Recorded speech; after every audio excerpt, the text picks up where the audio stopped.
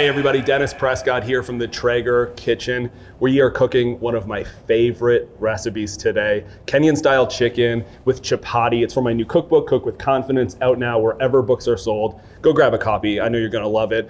This cookbook for me was all about recipes that are attainable, accessible, delicious, meant to feed a crowd, and story driven. I think food is about story. It's about memory, nostalgia, the people we've cooked with. My favorite food reminds me of the best times in my life, whether it was my parents cooking a dish when I was a kid, food that I've cooked with other chefs or home cooks along the way, and this is one of those stories. First of all, we're gonna make a marinade. This marinade is going to go into our chicken for our Kenyan-style chicken. This recipe takes a little time. So to be fair, you want to give it the time that it deserves, because it does take a little extra time, but it is well worth the wait in the long run. This marinade's full of the flavors that we cook together in the south of Kenya. The first time I went to Kenya, I met an incredible woman. Her name was Beatrice. And Beatrice taught me this recipe alongside all of her community. We cooked outside. She lives in a place called Zakunzi, Kenya. They've had a drought there for years. Not an easy place in the world, but people that are full of joy in the face of adversity, just the nicest, kindest people I've ever cooked with in my life. And I'll tell you what, you think you know how to cook, and then you cook with these women in the south of Kenya, they are straight up badasses. They are the best cooks I've ever cooked with in my entire life. We've got tomatoes, we've got an onion in here. This is a super rough chop because it's going in a food processor. Once they're broken down, that's gonna create this marinade. The marinade's also gonna be used in our sauce. So really, we're just packing this dish full of flavor from the ground up. And in Kenya, almost every dish that I cooked started with red onions and tomatoes. Of course, there I cooked alongside these incredible, absolute rock star women who absolutely showed me what it was like to cook over open fire. It was not something that I'm used to doing. Of course, today we're gonna use our Traeger, which is gonna pack it full of flavor, that beautiful smoke as well. We're just taking the seeds out of a chili. If you like spicier food, you can leave these seeds in. And then the last thing that we're gonna do, aside from going in here with our spices, is grab some of this cilantro. Grab a little ginger. You could cut this, or just take a spoon and just peel it like that, roughly. Give this a nice little chop. And I like a lot of ginger as well. Perfect. When I made this initially in Kenya with Beatrice, we did not have a food processor. We just chopped everything. If for some reason you don't have access to that, don't worry. If you have a blender, chuck it in a blender. Everything goes in. I'm gonna eyeball these out. So we have turmeric. You're going about a teaspoon of each. Garam masala. There we go. Cumin. Lots of garlic. Lemon in here. Season it well. This is both gonna act as a marinade for the chicken, but it's also gonna go into our sauce. So we wanna make sure that it's well seasoned. Pop this on, give it a blend.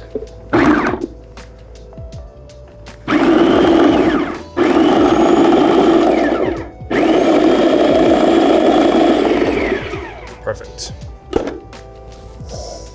Oh. So this is great in this dish, obviously beautiful with chicken. I've used this on fish as well, especially white fish. It's absolutely delicious. So if you kind of have this recipe, you don't have chicken, you have a different protein, this can be used in a bunch of different ways. Move everything to the side that you didn't use. So we're gonna score our chicken now. Just a couple scores on this chicken. What that's gonna do is it's gonna help this marinade just really penetrate into the meat, into the chicken. It takes 10 seconds. It's absolutely worth your time to do this. So we're gonna keep this marinade. Most of it is gonna go into our sauce. Some of it is gonna go into this chicken, in with some of this marinade.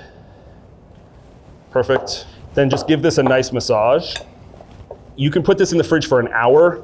I'd say up to 24 hours, but definitely if you have the time, leave it for at least 4 hours. It really just deserves that time for those flavors to soak in. That's why we scored it. We wanna make sure that those flavors penetrate the protein itself, and then just cover this with plastic wrap, put it in the fridge, and then you can move on to the next step. So this has been marinating overnight, taking in all that beautiful flavor. We have our grill set to 180 degrees Fahrenheit. If you have a super smoke option, make sure that you chuck that on there because you want to flood this with as much smoke as possible. Of course, then we're going to increase the temp as we move on steps down the way. But first, let's get this smoking.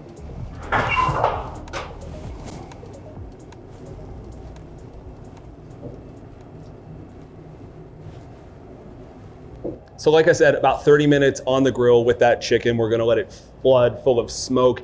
It's an extra step, but it makes a ton of difference. And it gives us some time to make our chapati.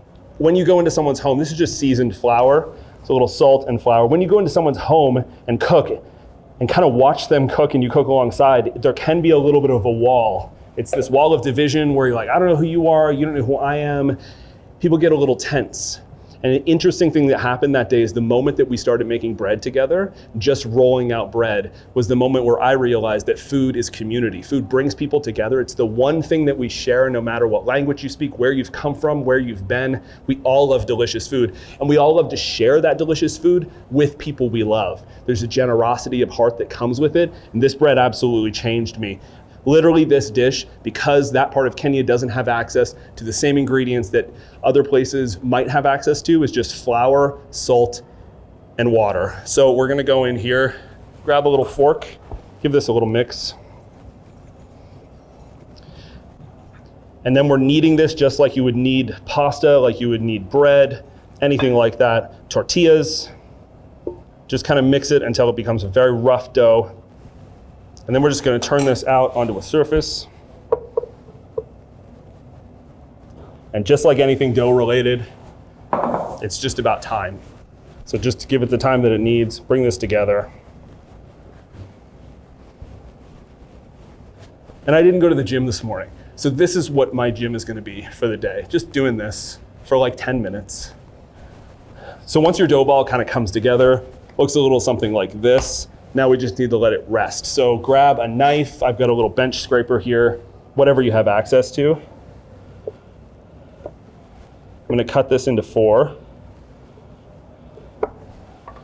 Just turn these 4 little dough balls as best you can. Sometimes it works to just give it a little roll. Once your dough balls are ready to go, grab a plate, just throw them on there, or you could do it on the counter too.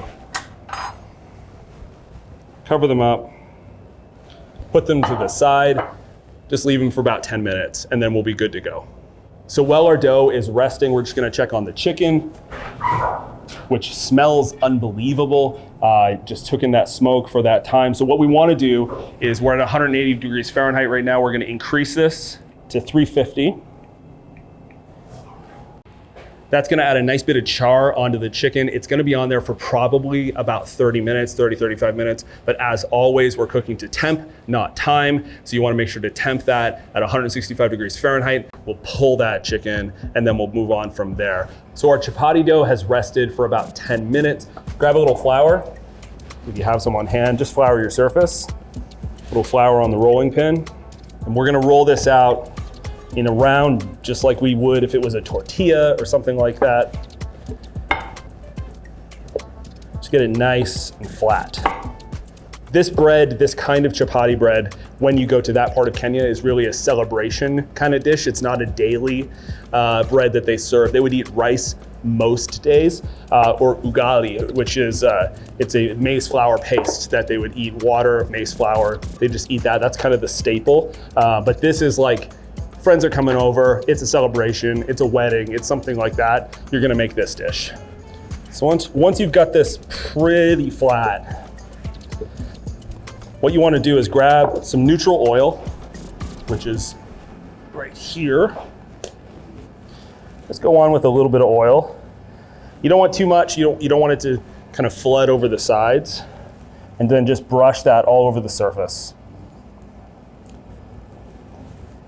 There's no hard and fast kind of amount that you need. It's really dependent upon each little chapati that you're making, just like that. And then we're gonna take this and tightly roll it up in the exact same way that if you were making sticky buns, cinnamon buns, something like that. And then we're gonna turn that in and of itself like this and make a little snail so that it kind of looks like this. Tuck that in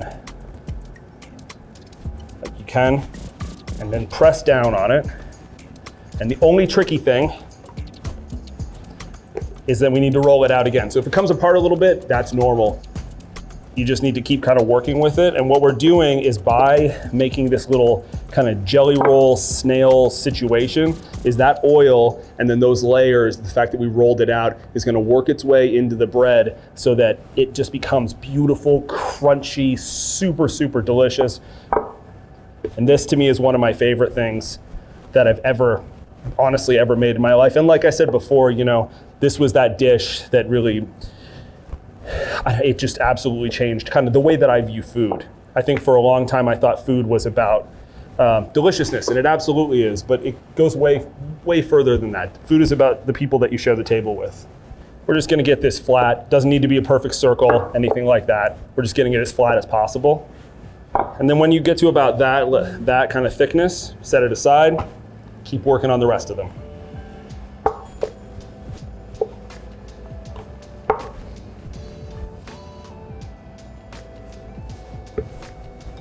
So once your chapati is all rolled out, we're gonna move back to the induction burner. Turn this on. A little bit of neutral oil in here as well. Once these chapati go in here, about a minute, minute and a half and so on each side, you just want them to get nice and golden brown. That's basically it. And when they sizzle, that's the sound of love. All right, so we're just gonna give this a little flip here. And basically, you just want it to get a nice bit of color on each side, golden brown. Once it's done, it's all good to go. It takes very little time to cook, especially once your pan gets up to temp and you're kind of rocking. These take very, very little time to cook. So of course, we're doing one after the other on this induction burner. I love using this induction burner. I want to cook outside as much as I can, so I use it all the time. If you have access to a flat rock, of course, you could do a bunch at the same time. So our chapati's almost done. We have one left in the pan, almost there. We're gonna check on our chicken, which smells and looks absolutely incredible, golden. You can smell the beautiful marinade coming through. So I'm gonna pull those off.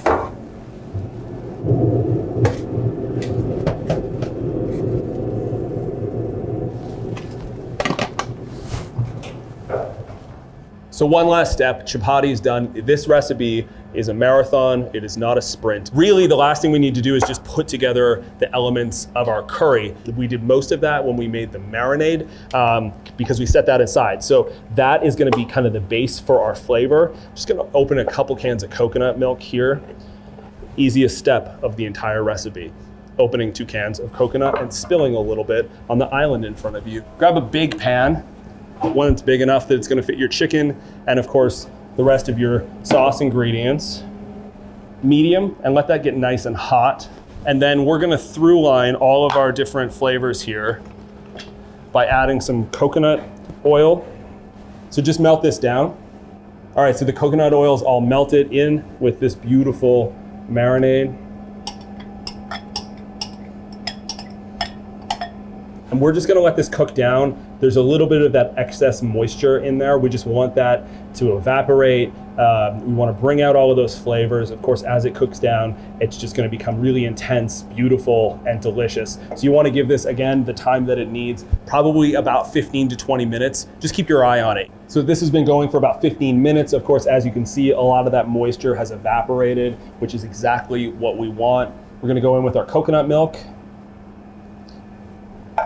People say it constantly whenever you watch food videos, but I cannot tell you how good that it smells in here right now. It smells unbelievable.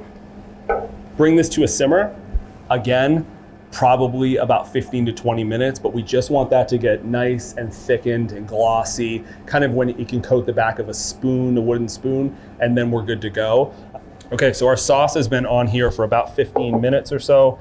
It has reduced down. It's nice, it's thick, it's beautiful. Just give it a nice little taste. That is incredible. Chicken's gonna go in now. And then literally the only other thing, I'm just gonna pop this back onto the induction burner. It's gonna be on there for 5 minutes, just long enough. Then it comes back to a gentle simmer.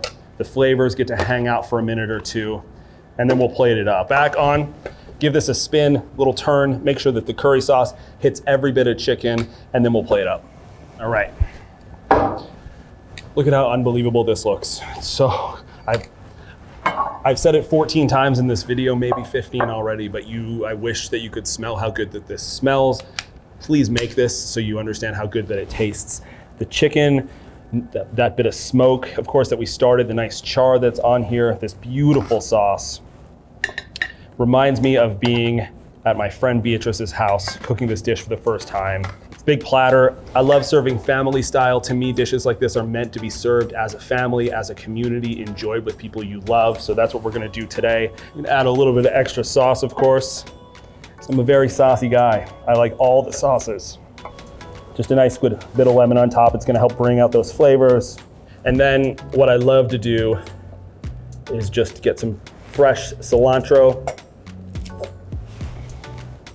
Just garnish that up with beautiful cilantro here.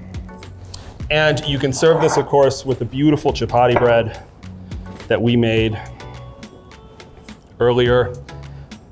If you don't have time to make chapati, you can serve this with rice. We have some rice here as well. Obviously, that's gonna be super delicious either way. This is how I ate it when I was in Kenya with Beatrice that time. The chicken, the chapati, and the rice. Just rip off a piece here, go to town. You can see all those beautiful layers in the chapati, incredible. I'm going whole chicken because I want to, because I made it, so I can do whatever I want. Pull a little piece off here. Get as messy as possible.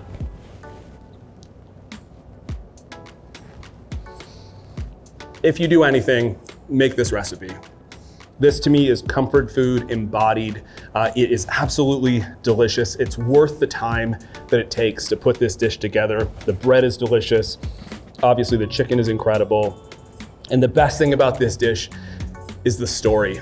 It's the story of the people who created this dish. It's the story of the people that taught me this dish. What an honor to be welcomed in to their home to learn food that they make for their family, for their kids, and for their community every single day. Like I said at the start of this, food is community. Food is the people that you surround yourself with around the table. We all need more time centered around great food and great conversations and great people at the table. And that's what Traeger does. It's what it embodies. Traeger Grill is all about community. So go out, make this recipe. As always, this recipe and so much more, Traeger.com. Go check that recipe list out. You're gonna find a million recipes that you wanna cook tomorrow. Like, subscribe, of course, as always. If you want the recipe, it's in the description box below as well. Convenient, isn't it? Recreate Beatrice's food in your own home. I know you're gonna love it.